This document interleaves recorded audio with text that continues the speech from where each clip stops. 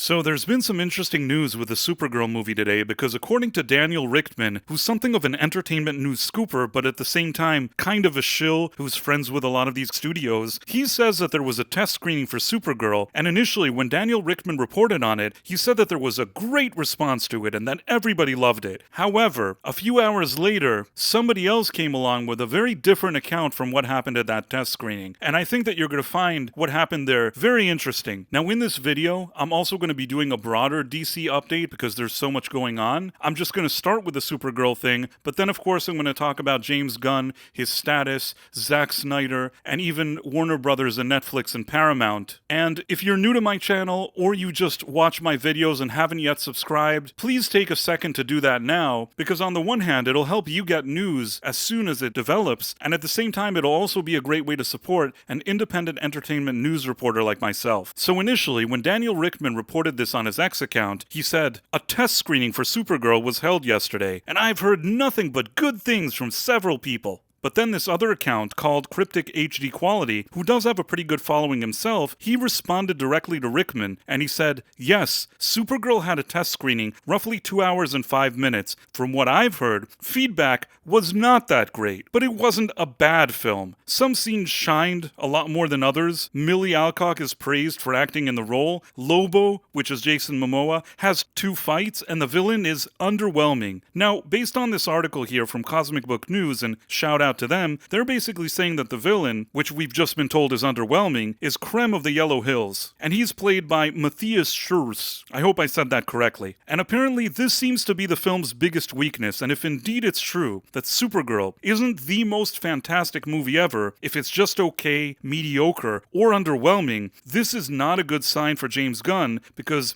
as I keep saying over and over again, Supergirl is going to be James Gunn's biggest test. It's a movie that has to perform better than anything that he's ever done until now, and I think that if Supergirl doesn't manage to produce $800 million to $1 billion at the box office, that could pave James Gunn's way out of the position that he's in right now, and he's already in the hot seat. Even before all this talk about company mergers and acquisitions and all those different things with Netflix and Paramount, even before all of that, I have always claimed that Warner Brothers expected better numbers from James Gunn from his Superman movie, which was a box office flop in spite of people trying to sell you otherwise. And that's exactly why, after that movie, James Gunn was essentially demoted and told to focus on the quote-unquote Superman saga because they didn't want him in charge of too many things, and the real test here is this Supergirl movie. And this is stuff that I've been very, very early to report on for those of you that have been following this channel for a while. That's absolutely the reason why Matt Reeves got the green light for his second Batman movie, and we no longer hear anything concrete about James Gunn's DCU Batman movie. Sure, he likes to sit on threads and answer people and talk about it, but it doesn't look like we're going to be hearing about James Gunn's version of Batman in any official capacity. Anyhow, I actually think that this test screening for Supergirl probably came now in hopes of changing the narrative, because that trailer really didn't get the kind of traction that I think that Warner Brothers had hoped for. There's been a lot of criticism. People didn't like the dog pissing on Superman. They didn't like this kind of truth, justice, and whatever. Again, making light of the American way, which he doesn't even want to say. And much like that screening that we saw, that James Gunn flew in a bunch of shills, or I think we should just show the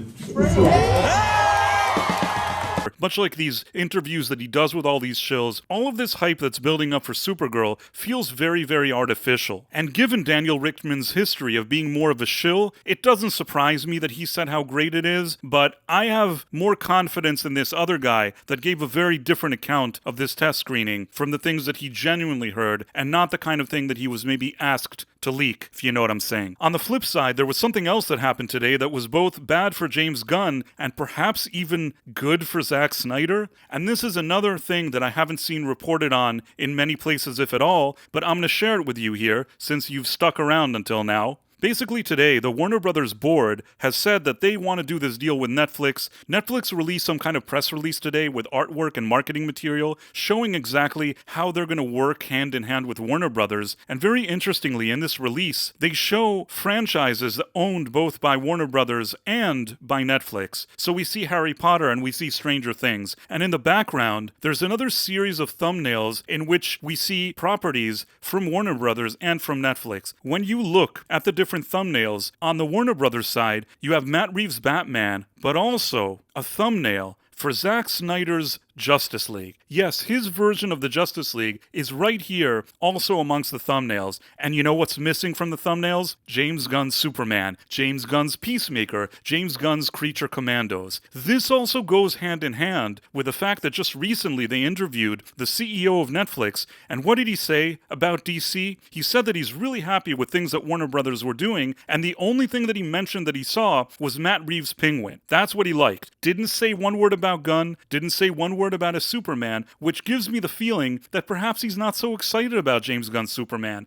And this is probably why we see James Gunn frantically going to all these shills and to Bloomberg and all these newspapers and doing all this kind of manufactured stuff with his trailers and his shills. The reason that he's doing all of this is because he knows that maybe this whole situation with Netflix and Paramount and Warner Brothers bought him a little time and some kind of extension to finish up what he's working on right now, but they didn't give him a real significant extension. They extended him by a few months until spring 2027 so he can complete whatever he's working on. So it's not really a vote of confidence. A vote of confidence is a 3-year extension, which he didn't get. And I think that at the end of the day, no matter who takes control, Gunn is in the hot seat no matter what. Now, when it comes to the thumbnail of Zack Snyder being here and not James Gunn, is it an interesting sign? Perhaps, but I don't know that Netflix are going to jump on any opportunity to do anything with Zack Snyder when it comes to the Snyderverse. I still think that Paramount is probably the better option out of the two for Snyder because of the relationship that he has with the people that are investing money in that deal. And for those of you thinking that maybe those thumbnails were just random here, I would still say that somebody had to sit and do this artwork combining the thumbnails from Warner Brothers and Netflix. They wouldn't have done that without some serious approval. And I don't think that it's a coincidence that we're not seeing James Gunn here. I don't know yet that it's good for Zack Snyder, who keeps posting photos and seems very excited. I don't know if Netflix is good for him, but I suspect that Netflix isn't so good for Gunn. And again, if that Supergirl movie doesn't do spectacular numbers at the worldwide box office, I think that this will be the beginning of the end for James Gunn's tenure here. And if you want to continue to get these type of updates, please make sure to like and subscribe, as it would really mean a lot to me. Thanks for watching, my friends. Thank you, and good day.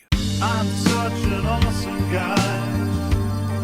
I make so many videos. And my friends are awesome too. They make so many videos. I'm such an awesome guy. Rum, rum. I make so many videos. Now we are an awesome group, making live streams for you. I'm such an awesome guy. Rum, rum. I make so many videos. Thank you all for tuning in today. Yeah. I'm such an awesome guy.